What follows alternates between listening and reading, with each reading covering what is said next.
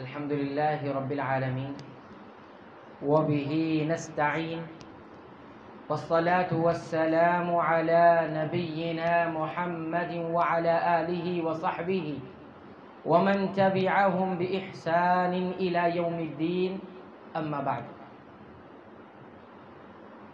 قال الله تبارك وتعالى في كلامه المجيد والفرقان الحميد: أعوذ بالله من الشيطان الرجيم، بسم الله الرحمن الرحيم. وَلَنَبْلُوَنَّكُمْ بِشَيْءٍ مِّنَ الْخَوْفِ وَالْجُوعِ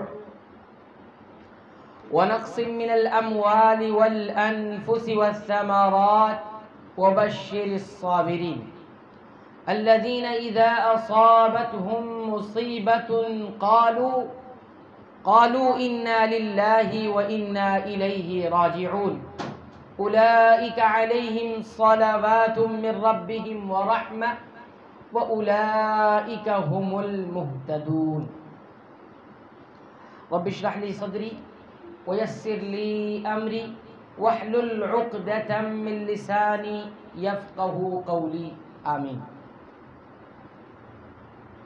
قابل احترام بزرگوں، نوجوان بھائیوں، پیارے بچوں اور جہاں تک میری آواز پہنچ رہی ہے امت کی پردہ نشین میری ماں اور بہنوں، تمام قسم کی تعریف، توصیف، کبریائی، بڑائی، شکر و احسان اس اللہ کے لیے ہے الحمدللہ رب العالمین، جو تمام جہانوں کا رب ہے، مالک یوم الدین، جو انتہائی رحم اور انتہائی مہربان، رحم کرنے والا ہے اور جو بدلے کے دن کا مالک ہے.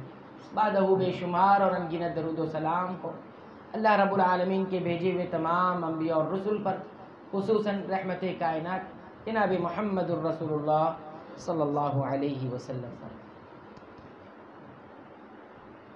آپ حضرات کی خدمت میں سورہ البقرہ کی آیت نمبر 155 سے لے کر 157 کل 3 آیات تلاوت کی گئی ہے، اور اس آیت کے حوالے سے انشاءاللہ ہم جس عنوان کے تحت اور جس موضوع سے متعلق کچھ باتیں رکھیں گے، وہ عنوان، وہ موضوع یہ ہے کہ انسانوں کے اوپر مصیبتیں، پریشانیاں، تکلیفیں، رکاوٹیں کیوں آتی ہیں.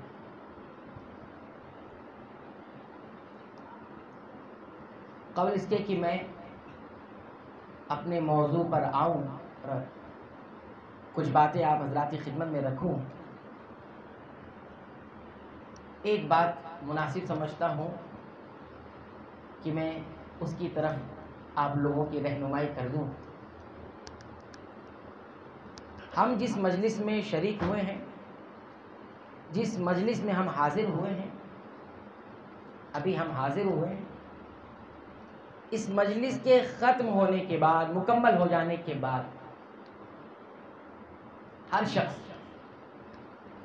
ہر فرد، ہر نوجوان جو اس مجلس میں شریک ہے، وہ اٹھنے کے بعد 3 باتوں پر خیال رکھے گا.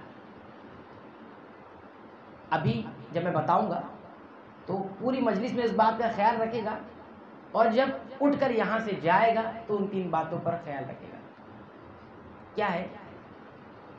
سب سے پہلے اس مجلس میں حاضر ہونے سے پہلے اور حاضر ہونے کے بعد ہم کیسے تھے، کیسے ہو جائیں گے. یہ نمبر 1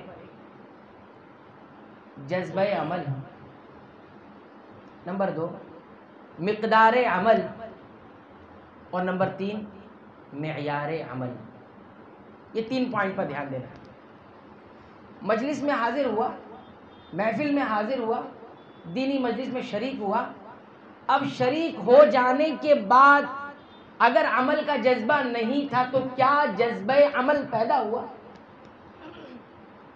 اگر ہاں، کامیاب، نہیں تو سوچنا پڑے گا. نمبر 2 مقدار عمل. عمل کرتے تھے لیکن کیا اس عمل میں اضافہ ہوگا؟ بڑھے گا کہ نہیں بڑھے گا، اضافہ ہوگا کہ نہیں ہوگا، اس میں بڑھوتری ہوگی کہ نہیں ہوگی، اس دوسرے نقطے پر دھیان دیجیے. اس کو کہتے ہیں مقدار عمل. اور تیسری چیز معیار عمل. جذبہ عمل بھی پیدا ہوا، مقدار عمل میں اضافہ بھی ہوا، لیکن کیا عمل میں معیار پیدا ہوا یا ہوگا کہ نہیں ہوگا؟ معیار عمل سے مراد یہاں پر یہ ہے کہ عمل میں کوالٹی پیدا ہو رہی کہ نہیں. کوانٹٹی تو آ گئی، کوالٹی آئے گی کہ نہیں آئے گی، یعنی اخلاص ہوگا کہ نہیں ہوگا، اور متابعت سنت یعنی رسول اکرم صلی اللہ علیہ وسلم کے بتائی ہوئی سنتوں کے مطابق عمل ہوگا کہ نہیں ہوگا. یہ دونوں چیز جس عمل میں آ جاتی ہے وہ ہو جاتا ہے معیار عمل، کوالٹی پیدا ہو جاتی ہے اس کے اندر. اللہ رب العالمین کوانٹٹی سے زیادہ کوالٹی دیکھتے ہیں. تو یہ 3 نقطوں پر یا 3 پوائنٹس پر انشاءاللہ دھیان دیں گے. نمبر ایک جذبہ عمل، نمبر 2 مقدار عمل، نمبر 3 معیار عمل. میں ایسے ہی سب کو بلواتا رہتا ہوں، اس لیے دم غور سے سنیے گا، میں بیچ میں کبھی بھی کچھ بھی پوچھ لوں گا. تو آئیے موضوع کی طرف چلتے ہیں. ہمارا موضوع تھا کہ انسانی زندگی پر مشکلات، پریشانیاں، تکلیفیں کیوں آتی ہیں. اور زندگی میں مشکلات زندگی کا حصہ ہے نا. ہر شخص ابھی کسی سے ہم پوچھ لیں، خیر خیریت دریافت کر لیں، تو کچھ نہ کچھ پرابلم ہوگا، کچھ نہ کچھ پریشانی ہوگی، کسی نہ کسی چیز کو لے کر وہ پریشان ہو رہا ہوگا. سب کی پریشانیاں الگ ہیں، سب کی مشکلات الگ ہیں، سب کا دکھ الگ ہے، سب کی تکلیفیں الگ ہیں، الگ الگ پرابلم میں سب لوگ پھنسے ہوئے ہیں. دیکھیے پریشانیاں، مشکلات، شریعت کے اندر اس کی بہت ساری چیزیں اس کے آگے پیچھے لگی. پریشانیوں کی کچھ مقاصد ہوتے ہیں، پریشانیوں کے کچھ مقاصد ہوتے ہیں، کچھ حکمتیں ہوتی ہیں، کچھ اسباب ہوتے ہیں، کچھ فوائد ہوتے ہیں، کچھ نقصانات ہوتے ہیں. یہ بہت ساری چیز ہوتی ہے، ایک ہی پریشانی کے ساتھ یہ بہت ساری چیزیں لگی. میں یہاں پر یہ ساری چیزوں کا ذکر ہی نہیں کر رہا ہوں. میں اس بات کی وضاحت یہاں کروں گا کہ پریشانیاں رکھی کیوں گئی ہیں، کیا مطلب ہے. اس کی حکمتیں الگ ہو سکتی ہیں، فائدے الگ ہو سکتے ہیں، نقصان الگ ہو سکتا ہے، اسباب الگ ہو سکتے ہیں، کچھ بھی ہو سکتا ہے. لیکن پریشانیاں، مصیبتیں، تکلیفیں اللہ نے اس کائنات کے بنانے والے نے، اس کائنات کی تخلیق کرنے والے نے یعنی اللہ رب العالمین نے کیوں رکھا ہے، اس کی کیا مقاصد ہیں، اس کے کیا مقاصد، یہ ہم غور کریں گے. بس تاکہ مصیبت ہمارے پاس آ رہی ہے تو ہم وہ بات جان کے رکھیں کیوں آ رہی ہے. ٹھیک ہے. اس حوالے سے ہم نے آپ کے سامنے سورہ البقرہ کی آیت نمبر 155 سے لے کر 157 3 آیت، 155 156 اور 157 3 آیتیں کریمہ. ٹھیک ہے، اس کو ہم نے آپ کے سامنے رکھا ہے. اللہ تعالیٰ کیا فرماتے ہیں، شروع کرتے ہیں. اللہ تعالیٰ فرماتے ہیں وَلَنَبْلُوَنَّكُمْ، اور ہم تمہیں ضرور آزمائیں گے. آواز آ رہی ہے؟ اور ہم تمہیں ضرور آزمائیں گے. بس اتنے پر یہ تو نہیں کہا گیا اور ہم تمہیں آزمائیں گے اور ہم تمہارا امتحان لیں گے، یہ نہیں کہا ہے. کیا کہا ہے؟ اور ہم تمہیں ضرور آزمائیں گے، ضرور امتحان لیں گے. ضرور ضرور ضرور مطلب یہ ہوگا، یہ ہوگا. اور یہیں سے مقصد بھی نکل کے آیا مصیبتیں اور پریشانیوں. مصیبتوں اور پریشانیوں کا مقصد بھی نکل کر سامنے آیا کہ آزمائش کسی بھی طریقے سے ہو سکتی ہے، مشکلات سے بھی ہو سکتی ہے، خوشحالی سے بھی ہو سکتی ہے، خوشگوار زندگی سے بھی آزمائش ہوتی ہے، ناخوشگوار زندگی سے بھی آزمائش ہوتی ہے. نعمت دے کر بھی آزمایا جاتا ہے، نعمت لے کر بھی آزمایا جاتا ہے. ہر چڑھان کے بعد ڈھلان ہوتی ہے. وَلَنَبْلُوَنَّكُمْ، ہم تمہیں ضرور آزمائیں گے. پہلا مقصد یہ نکل کر آیا کہ اللہ رب العالمین آزمانے کے لیے مصیبت دے. زندگی ایک ہی حالات پہ چل رہی ہے، ایک ہی حالت پہ چل رہی ہے، ایک ہی حالات چل رہی ہے، خوشحالی خوشحالی. انسان کی پرکھ ہو سکتی ہے، سمجھ میں آ سکتا ہے، انسان نہیں سمجھ میں آئے گا یہ کیسا انسان ہے، شکر گزار ہے یا نہیں، اللہ کو ماننے والا ہے یا نہیں. یہ ساری چیزیں نہیں سمجھ میں آئے گی. سمجھ میں کب آئے گی؟ جب وَلَنَبْلُوَنَّكُمْ، جب آزمائش نہیں ہوگی. پھر اللہ تعالیٰ نے آگے آیت کے حصے میں یہ بتایا ہے کہ یہ آزمائش کیسی کیسی ہوتی ہے، کیسے کیسے ہم آزماتے ہیں. تو کچھ شکلوں کا یہاں پر تذکرہ کیا گیا، وہ میں آپ کے سامنے رکھتا ہوں. اللہ تعالیٰ فرماتے ہیں بِشَيْءٍ مِّنَ الْخَوْفِ وَالْجُوعِ، ہم تمہیں ضرور آزمائیں گے تھوڑا سا خوف دے کر، تھوڑی سی بھوک دے کر. بِشَيْءٍ اے بِقَلِيلٍ، تھوڑا سا، تھوڑا سا خوف، تھوڑا سا بھوک، تھوڑی سی بھوک، ان دونوں کے ذریعے ہم تمہاری آزمائش کریں گے. تو ایک شکل نکل کر آئی خوف، اور ایک صورت نکل کر آئی بھوک. بھوکا انسان بھی آزمائش میں، اور خوف زدہ انسان بھی آزمائش میں. خوف میں ہے تو آزمائش ہے، اور بھوک میں ہے تو آزمائش. کیسا خوف؟ دو طرح کا خوف ہے. ایک خوف عام ہوتا ہے، بڑے عین سے عام، اور ایک خوف ہوتا ہے خاص. خاص خوف انسان خود اپنی وجود سے اور اپنی ذات سے آزمائش میں آ جائے، اپنی ذات کا ہی خوف اسے لگا ہوا ہے، وہ الگ الگ شکل کا ہو سکتا ہے. اور ایک خوف عام ہوتا ہے جو سب کے ساتھ طاری ہو جاتا ہے، وہ ہے دشمن کا خوف. کسی دشمن کے نرغے میں آ گیا ہے، کسی دشمن کی سازش کا شکار ہو گیا ہے، کسی دشمن کے حملے کا جو ہے اندیشہ اسے لگا ہوا ہے. پوری ایک مجموعی اعتبار سے ہوتا ہے. یہ جو خوف کی کیفیت ہوتی ہے، یہ بھی آزمائش ہے. تو یہ ایک شکل ہوگی. دوسری شکل بتایا والجوع، اور بھوک سے ہم آزمائیں گے، تھوڑی بھوک سے آزمائیں گے. بھوکا انسان آزمائش میں ہے. بھوک کے کئی اسباب ہوتے ہیں نا انسان. پہلے بھوک سمجھ لیجیے، جو قرآن میں جس کو الجوع کہا گیا ہے اس کو سمجھ لیجیے جوع کس کو کہتے ہیں.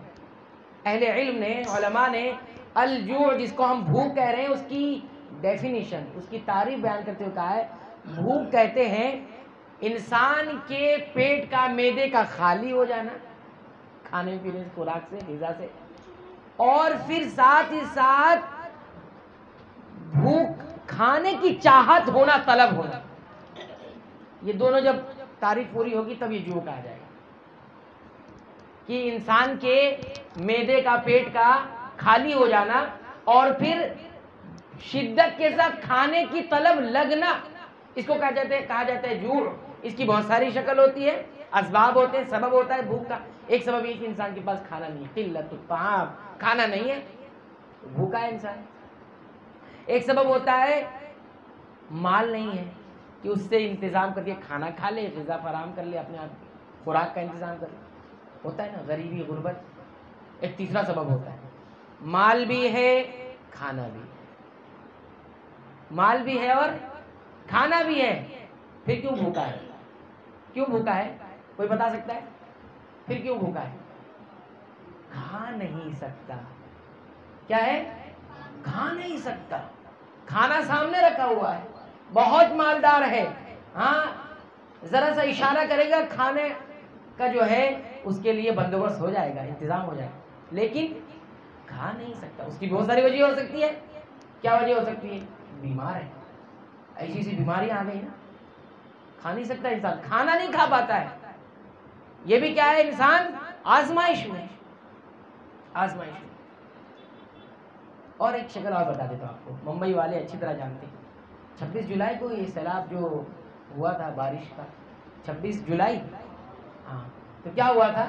بڑا انسان پھنسا ہوا تھا، بینک بیلنس رکھنے والا انسان پھنسا ہوا تھا، پانی کے درمیان پھنسا ہوا ہے. اتنا بینک بیلنس کام آیا، کھانا اس کو نصیب نہیں تھا. کون کون لا کر کھانے سے کھلا رہا تھا. یہ جوع کہا گیا. یہ دونوں الفاظ کے اندر اللہ نے پوری حیات کو، پوری حیات انسانی کو لا کر جمع کر دیا ہے. گویا سمندر کو ایک کوزے میں، ایک کٹورے میں لا کر کیا کر دیا ہے؟ جمع کر دیا ہے.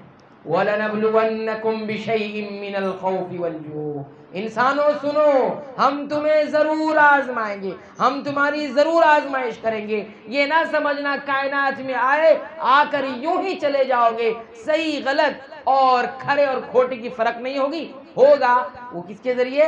بِشَيْءٍ مِّنَ الْخَوْفِ وَالْجُوعِ، بھوک اور خوف کے ذریعے۔ آگے چلیے، اللہ تعالیٰ فرماتے ہیں اور کیسے آزمائیں گے، غور کیجیے، توجہ ادھر رکھیے۔ فرمایا وَنَقْصٍ مِّنَ الْأَمْوَالِ وَالْأَنفُسِ وَالثَّمَرَاتِ، وَنَقْصٍ اور کمی کر کے، خوف بھوک اور کمی کر کے، نقص جس سے ہم اردو والے کیا بولتے ہیں؟ نقصان ہو گیا۔ کیا ہو گیا؟ نقصان، اسی سے نقص لفظ سے بنا ہوا ہے لفظ، نقصان نقص، اور ہم کمی کر کے آزمائیں۔ کس میں کمی کریں گے؟ من الاموال، مال میں کمی کریں گے، والانفس، جانوں میں کمی کریں گے، والثمرات، پھلوں میں کمی کریں گے۔ کمی ہوئی آزمائش، کمی ہوئی تو آزمائش ہے۔ وَنَقْصٍ مِّنَ الْأَمْوَالِ وَالْأَنفُسِ وَالثَّمَرَاتِ، مال کی کمی تو سب جانتے ہیں، لاس ہو گیا۔ کیا ہو گیا؟ ایک کاروبار شروع کیا تو لاس ہو گیا، اتنا پروفٹ جو آنا تھا وہ آیا نہیں، اور جو لگائے تھے وہ بھی ڈوب گئے، مدل بھی نہیں آیا۔ ہم کو تو نہیں معلوم، تو کاروبار نہیں کرتے، لیکن جو سنتے ہیں وہ بتا رہے۔ وَنَقْصٍ مِّنَ الْأَمْوَالِ، آزمائش، یہ کیا ہے؟ آزمائش ہے۔ اب بندہ جاتا کدھر ہے؟ ٹریک پہ چل رہا ہے کہ ٹریک سے ہٹ گیا؟ جو مال موجود تھا، نعمتیں موجود تھی، شکر گزاری تھی کہ نہیں تھی؟ یہ اور چلا گیا تو صبر ہے کہ نہیں؟ چلا گیا تو صبر ہے کہ نہیں ہے؟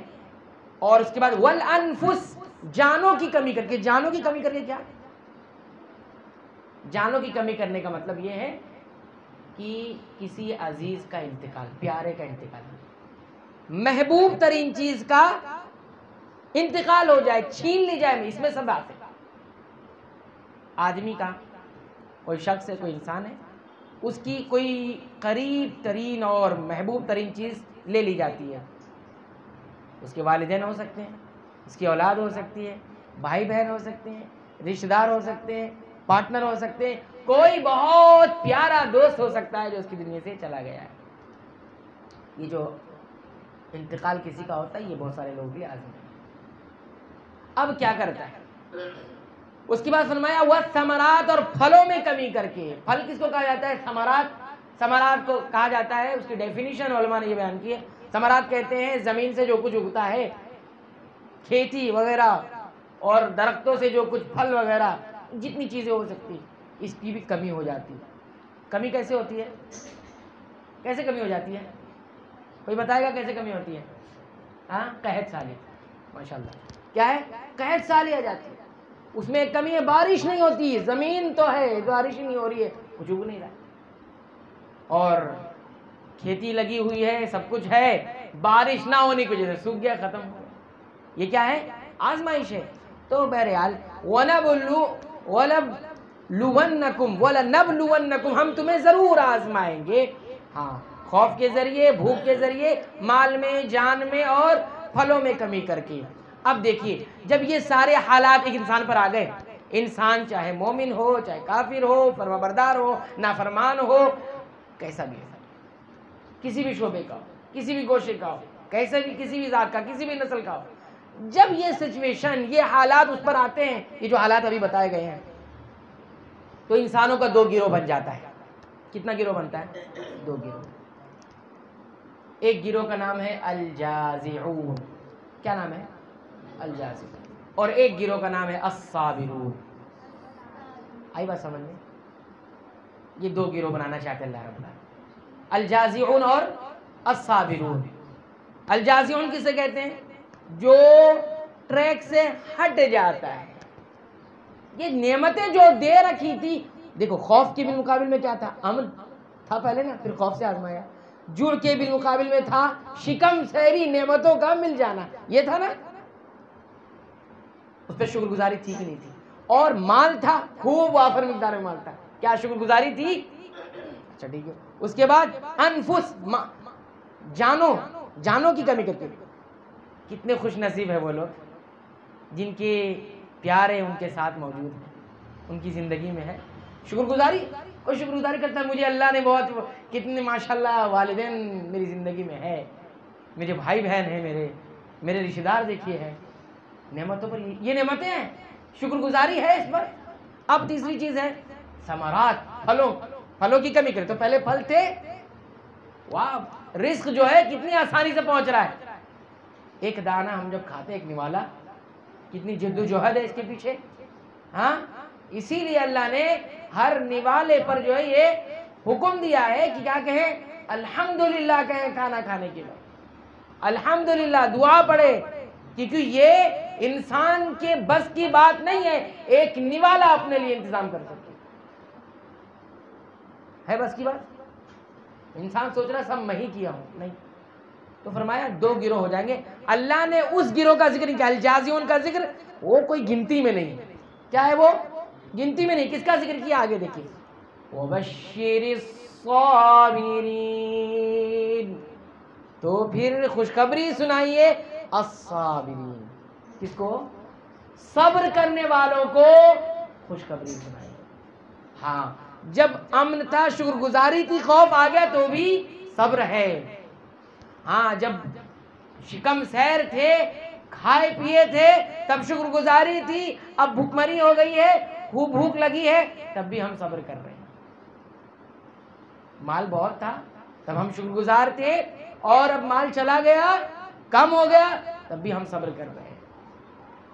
کوئی عزیز ہمارے پاس موجود تھا، ہمارا پیارا ہمارے ساتھ تھا، اٹھتا بیٹھتا تھا، تب ہم شکر گزار تھے. اب چلا گیا تو بھی ہم صبر کریں گے. امانت تھی، لے لی. اس کے بعد فرمایا کون سے صبر کرنے والے، اس کی ایک صفت ذکر کی گئی. ایک صفت ذکر کی، کون سے صبر کرنے والے لے کر جائیے. صبر کرنے والوں کی ایک پہچان لے کر جائیے.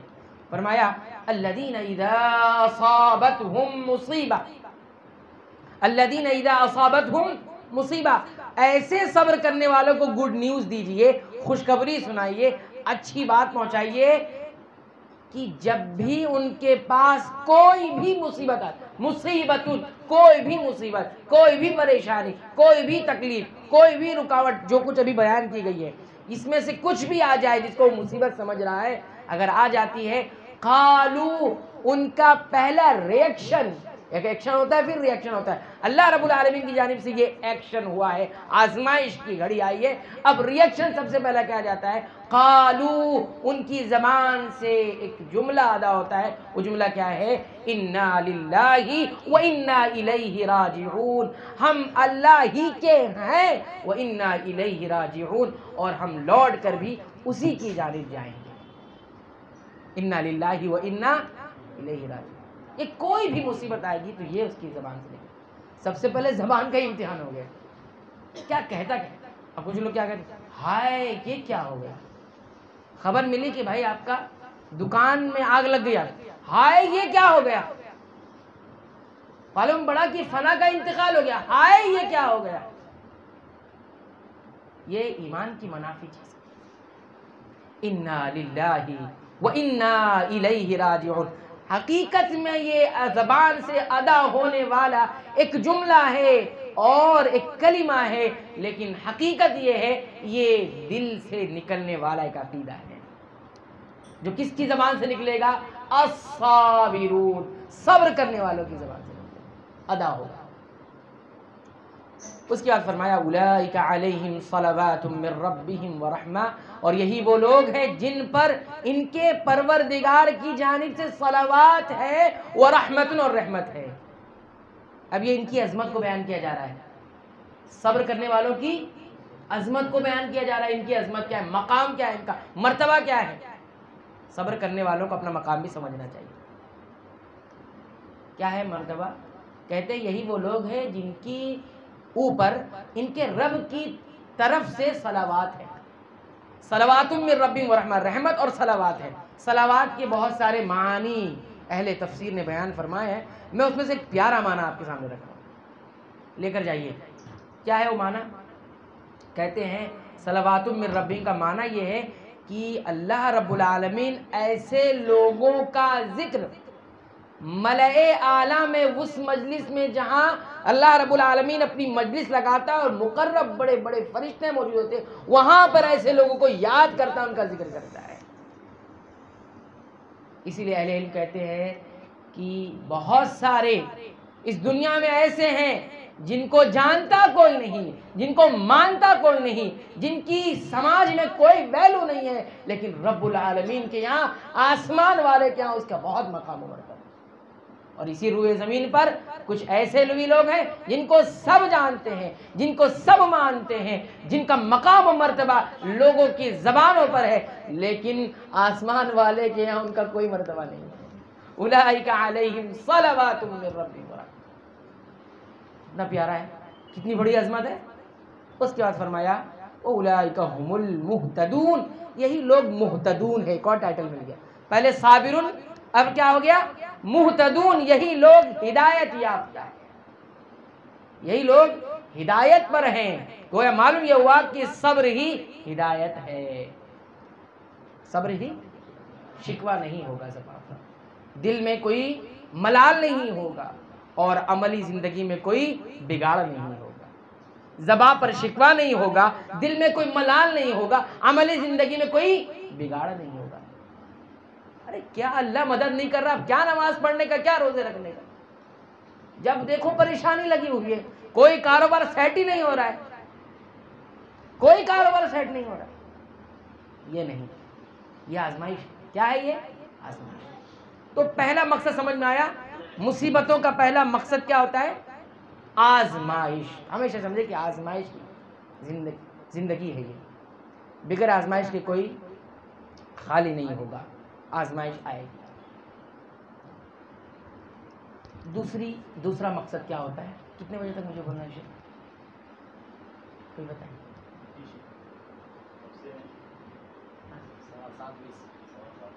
7:20 سے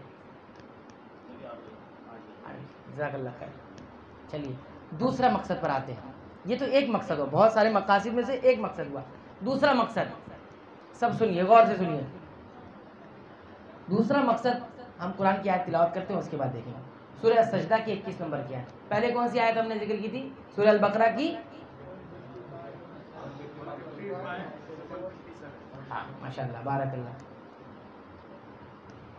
اللہ تعالیٰ فرماتے ہیں وَلَنُذِيقَنَّهُم مِّنَ الْعَذَابِ الْأَدْنَىٰ دُونَ الْعَذَابِ الْأَكْبَرِ لَعَلَّهُمْ يَرْجِعُونَ۔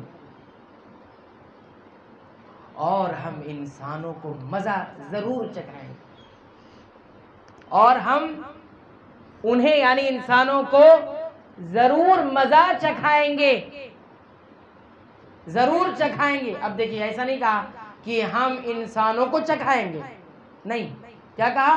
ہم ضرور چکھائیں گے۔ وَلَنَبْلُوَنَّكُمْ، ضرور آزمائیں گے۔ وَلَنُذِيقَنَّهُمْ، دیکھیں دونوں میں وزن دیکھیے، وَلَنَبْلُوَنَّكُمْ، وَلَنُذِيقَنَّهُمْ، ہم ضرور چکھائیں گے۔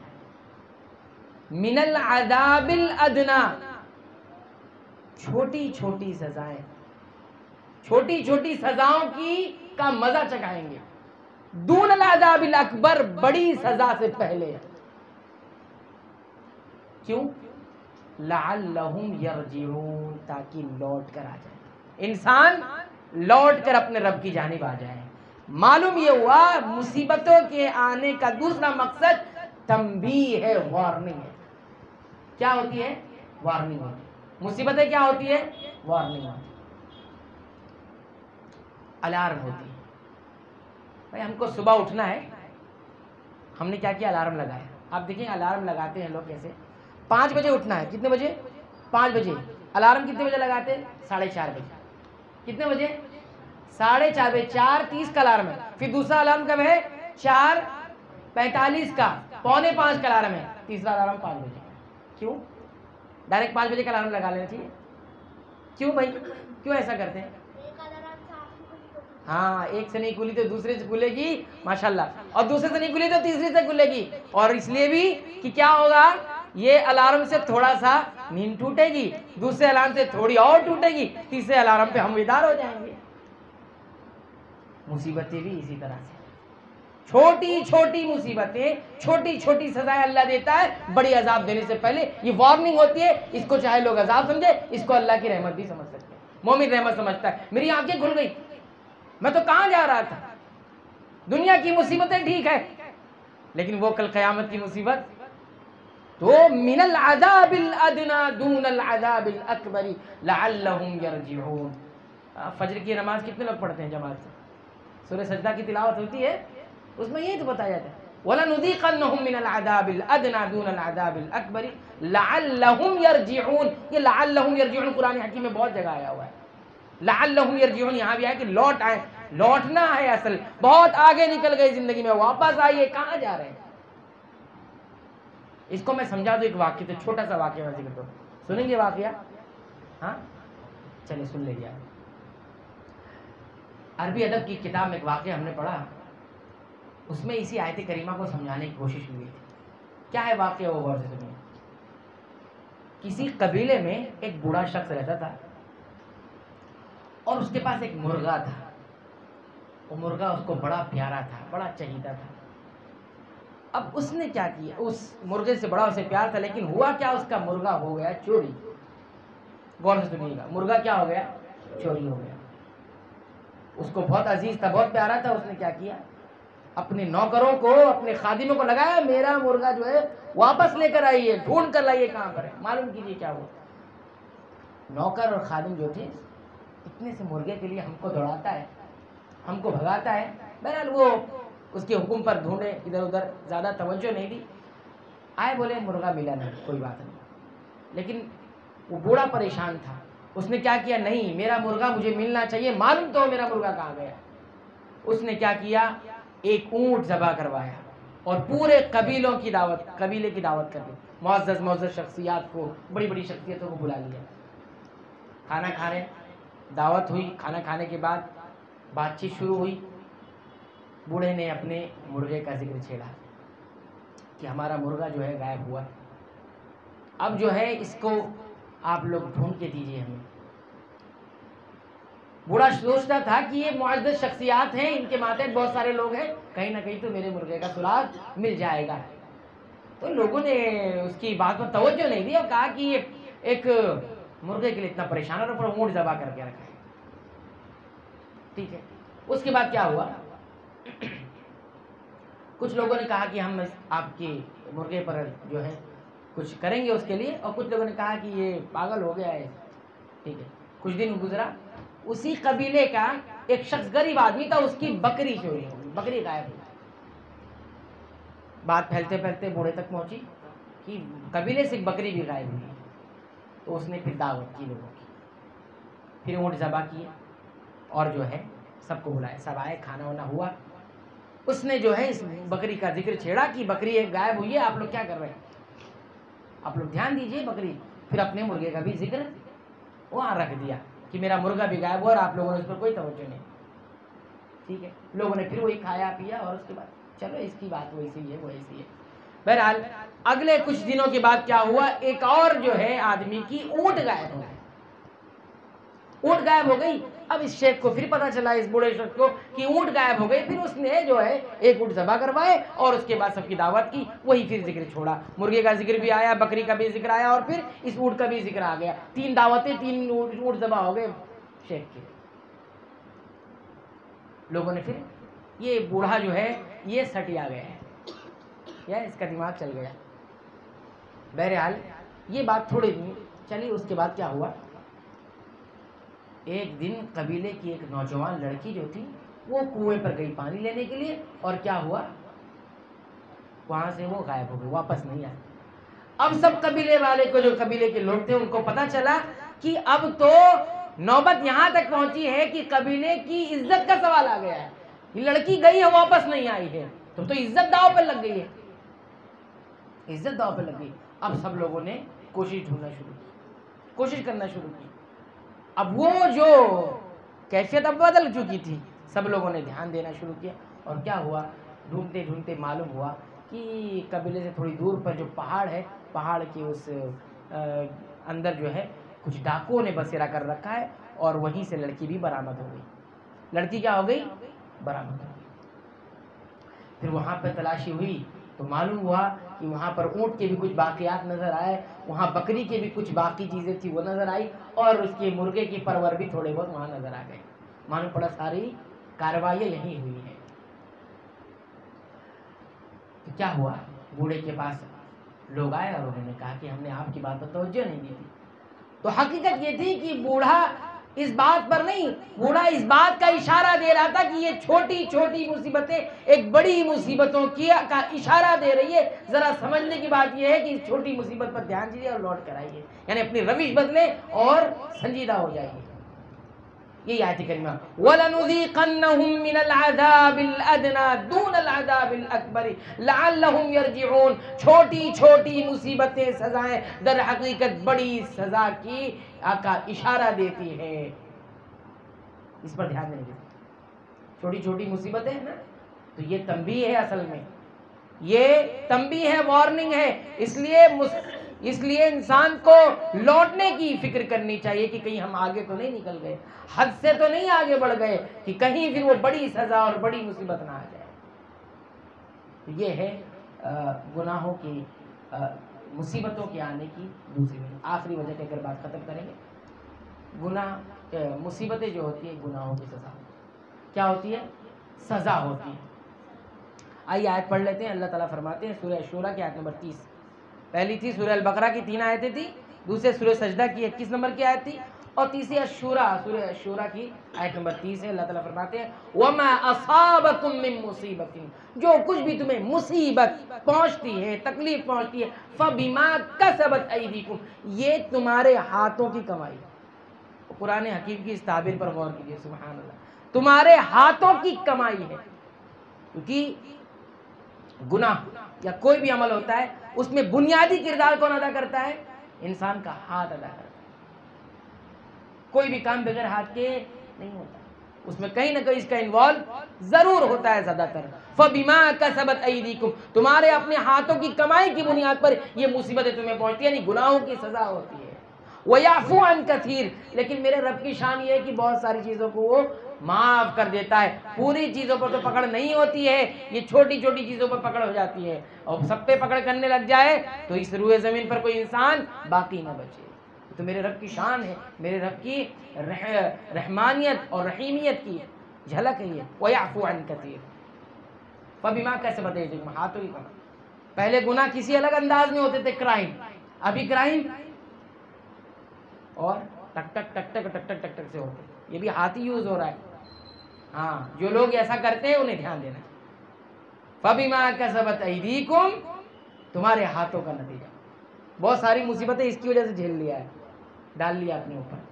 اور آگے ایک آیت ہے فَكُلًّا أَخَذْنَا بِذَنبِهِ، ہر کسی کو ہم نے پکڑ لیا اس کے گناہ کی پاداش میں۔ سورہ العنکبوت کی آیت ہے فَمِنْهُمْ مَنْ أَرْسَلْنَا عَلَيْهِ حَاصِبًا، ان ہلاک ہونے والوں میں، گرفتار ہونے والوں میں کچھ ایسے تھے جن پر ہم نے جو ہے آندھی تیز ہوا بھیج کر انہیں برباد کیا۔ وَمِنْهُمْ مَنْ أَخَذَتْهُ الصَّيْحَةُ، کچھ ایسے تھے جنہیں ہم نے چیخ کا عذاب دیا، چیخ سے ہی وہ ختم ہو گئے۔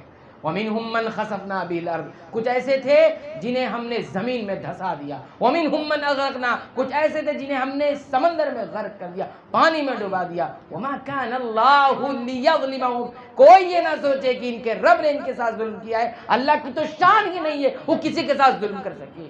کسی انسان کے ذہن میں یہ عقیدہ، یہ فکر پیدا ہو گئی، مصیبت مجھ پر ہی کیوں آتی ہے، میں ہی کیوں پریشان رہتا ہوں، میرا ہی کاروبار کیوں نہیں چلتا، میں ہی ہمیشہ تکلیف میں کیوں ہوں، میں ہی ہمیشہ بیمار کیوں رہتا ہوں، میرے ساتھ یہ کیوں پرابلم ہے، میں کیوں ہمیشہ ناکام رہتا ہوں۔ وَمَا كَانَ اللَّهُ لِيَظْلِمَهُمْ، رب کی شان ہی نہیں ہے کسی کے ساتھ ظلم کرے۔ وَلَٰكِن كَانُوا أَنفُسَهُمْ يَظْلِمُونَ، یہ جتنے تباہ ہونے والی قوموں کا ذکر ہم نے کیا ہے، وَمَا كَانُوا انفسہم یظلمون، یہ خود اپنے آپ پر ظلم کیا کرتے ہیں۔ اللہ کی نافرمانی کرنا کائنات کا سب سے بڑا ظلم ہے۔ اللہ کی توحید کے پر حملہ کر دینا کائنات کا سب سے بڑا ظلم ہے۔ ولیکن کانوا انفسہم یظلمون۔ 3 باتیں یاد رکھیں۔ نمبر 1 مصیبت آزمائش کے لیے، دوسری بات یاد رکھیں مصیبت وارننگ ہوتی ہے، تیسری بات یاد رکھیں مصیبت گناہوں کی سزا ہوتی ہے۔ اب ان 3 باتوں میں وہ 3 بات ملا لے، 6 بات یہاں سے یاد کرتے ہیں۔ نمبر 1 یہاں سے اٹھنے کے بعد کیا دھیان دیں گے؟ جذبہ عمل، نمبر 2 مقدار عمل، نمبر 3 معیار عمل. ٹھیک ہے؟ اللہ تعالیٰ سے دعا ہے کہ رب العالمین جو باتیں یہاں پہ کہی گئی رب العالمین تیری توفیق، تیری نصرت، تیری تائید سے ہے، رب العالمین سے قبول فرما لے. اس میں کوئی غلطی ہو گئی رب العالمین تو معاف فرما دے، درگزر فرما دے. رب العالمین تمام باتوں کو یاد رکھنے کی توفیق عنایت فرما. رب العالمین تمام باتوں پر غور کرنے کی توفیق عنایت فرما، اور ان تمام باتوں کے مطابق عمل کرنے کی توفیق عنایت فرما، اور دوسروں تک پہنچانے کی بھی توفیق عنایت فرما. آمین. تقبل یا رب العالمین. وآخر دعوانا الحمد للہ رب العالمین.